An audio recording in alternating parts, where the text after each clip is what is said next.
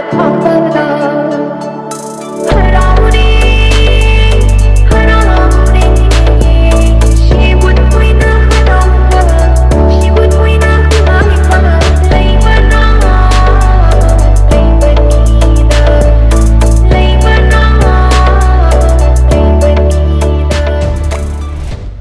guys, welcome back to my channel.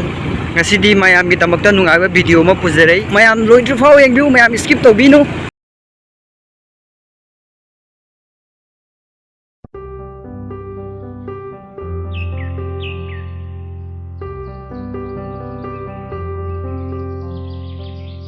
ꯑꯩꯈꯣꯏꯅ ꯉꯁꯤ ꯂꯥꯛꯂꯤꯕ ꯃꯐꯝ ꯑꯁꯤ ꯀꯁꯥꯔ ꯂꯝꯗꯝꯒꯤ ꯃꯅꯨꯡ ꯆꯜꯂꯕ ꯑꯥꯔ ꯀꯥꯊꯤꯄꯨꯔ ꯑꯦꯔꯤꯌꯥꯗ ꯂꯩꯔꯤꯕ ꯇꯤ ꯒꯥꯔꯗꯦꯟ ꯑꯗꯨꯗ ꯂꯦꯡꯂꯛꯄꯅꯤ ꯃꯔꯝ ꯑꯗꯨꯅ ꯃꯌꯥꯝꯒꯤ ꯃꯐꯝꯗ ꯇꯤ ꯄ꯭ꯂꯦꯟꯇꯤꯡꯒꯤ ꯃꯇꯥꯡꯗ ꯎꯠꯆꯔꯛꯀꯦ ꯃꯌꯥꯝ ꯈꯨꯗꯤꯡꯃꯛ ꯚꯤꯗꯤꯑꯣ ꯑꯁꯤꯒꯤ ꯃꯥꯌꯣꯛꯇ ꯌꯦꯡꯃꯤꯟꯅꯁꯤ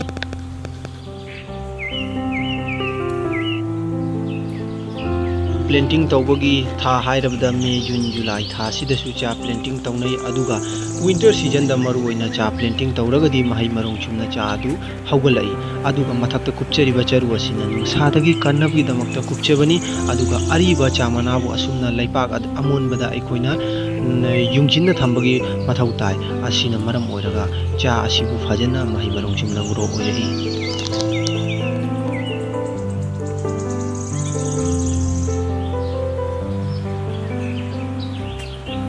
असुमना चा सिबु प्लेंटिंग तौरबा मतुंग था मदगी अहुंगी मतुंगदा चा सिबु असुमना अयिंगबा मफमदा थंबसी मरु ओय अथमलिबा चा सि यामना फजना अखोइना प्लेंटिंग तौगदबनी मफम अमदा अदुगा असुमना चा सिबु अखोइना ग्रो ओइरकलबा चा पांबी अचौबा सिबु अखोइना अचाउरबा गार्डन अमदा पुथोकलबा थाबीगदबनी असिमना प्रोसेसिंग असी लोइजरगनी मतांग असिदा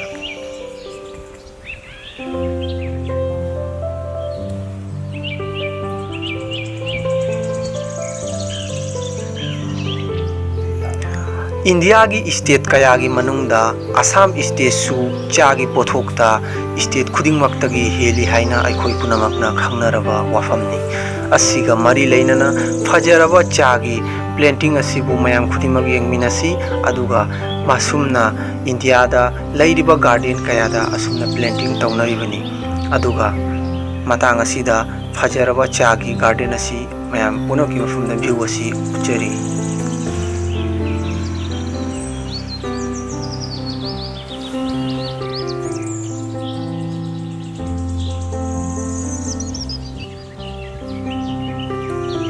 असुमना प्लेंटिंग तौरबा टी अदुबु अखोइना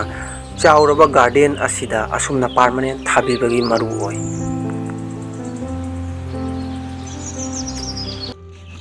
मायाम एंग्यू फजगरबा टी गार्डन से असी मोय चामना से कुमाय हे याय मतमदा सि मतोन जे सुमाइना थुदेगा चामना से हे सुमाय थुदेगा मोय हेगा सि फैक्ट्री मनाक्ता लै अदुगैदी मोय चामना सुमगा अखोइना चा थकनै जे सिगिनी अदो सिगी महाउ टोंगाली मसी ओइनमना मनम अमा चेल येंग्यू मायाम येंग्यू si चाबसु याय छ हुजिकति खंगदे मोय मेडिसिन कापमबसु याय मेडिसिन मरक मरक चाय मयाम अमगा मसिगी टी गार्डन त नतना मफम क्या दले अखोइगी कसारदा असोंदा हायरगना अखोइ खतंग ममांगदा अमगा लै अदुगा सोमा लै असोमदसु लै मयाम लै असि अखोइगी स्वाइगी ओइना सि टी गार्डन से याम पाई सेन मागैदसु लै असोन मागैदसु लै याम सांगी से हे सि यंगु सि फजबनी असि से आइसु अनि गा हे पुजखनी युमदा खरा याम हेकनी अदो सुगायरा फौदोगा इसु चा थौदनी मयामसु लागा कोइबा लाकपिउ मयामसु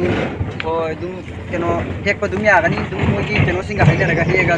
खरा पुजागनी मयाम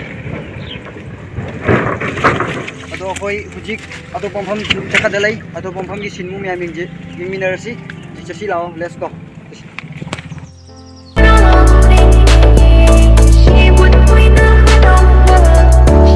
ngasi video si swai dole sanjaraga mayam like amasung subscribe to biramu mayam kita makte ngasi yam ware maduna mayam nadi aptang di subscribe to biramu duga like to suna biramo lujaba yare ngasi luchole mayam goodbye loisalasi Masih video से मथंग video की preview नी मोयाम खुदी मंगना असी video से यंगनिंग बलेरगदी यंगनिंग तारगदी नसा नसाई mobile लगी subscribe तौसन बिरमो अमसुंग bell icon दो all तरमो हाइबदी असी वीडियो की नोटिफिकेशन दो अइना थांगलाप मतमदा नसा नसाई मोबाइल फंगलगनी